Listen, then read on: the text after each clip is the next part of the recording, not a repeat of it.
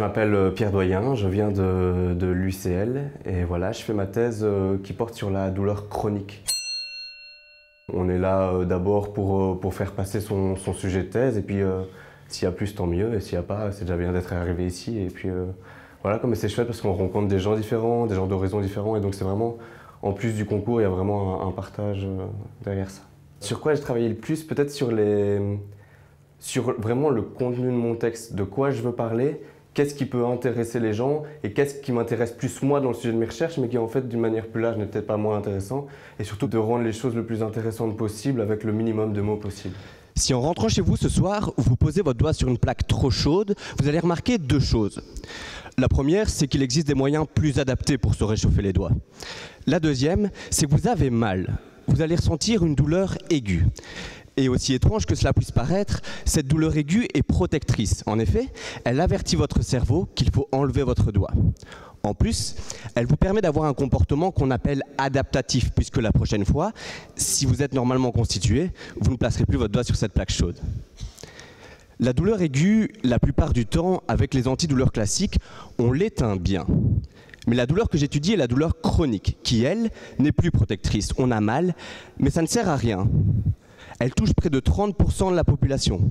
Vous connaissez tous probablement quelqu'un qui en souffre, que ce soit les patients atteints d'un cancer, de migraine ou encore ceux qui ont des maux persistants dans le bas du dos. Eh bien, chez ces personnes aujourd'hui, on a vraiment du mal à soulager la douleur. Alors vous me direz, mais pourquoi? Il suffirait d'agir comme dans la douleur aiguë. Justement, non. Faisons un petit jeu. Si j'étais la douleur aiguë, pendant mon discours, je vous donnerai trop d'informations. Ça fait mal, mais ça soigne facilement. Vous me dites simplement d'en donner moins. Si j'étais la douleur chronique, le problème n'est plus tellement la quantité d'informations que je délivre, mais la manière dont je le fais. Si par exemple, j'utilise des mots incompréhensibles. Avant de pouvoir me soigner, il faudrait comprendre mon discours et sa logique. Imaginez en plus que ce discours dure 180 minutes et vous comprendrez à quel point c'est douloureux. Donc l'objectif, ce n'est plus de calmer un système qui tourne trop vite, comme on pourrait le faire avec une aspirine dans la douleur aiguë, mais de s'attaquer à un système déréglé. Et pour ce faire, il faut le comprendre, ce système. Puisqu'essayer de soigner une pathologie qu'on ne comprend pas, c'est un peu comme réparer une guirlande lumineuse en ne sachant pas quelles ampoules sont défectueuses. Eh bien, comprendre les mécanismes de la douleur chronique, c'est exactement l'objet de ma thèse. Alors, on a remarqué qu'une de ses origines pouvait être l'inflammation. Tout le monde connaît bien sûr l'inflammation. Si vous vous coupez, par exemple, vous allez avoir de l'inflammation au niveau de la peau.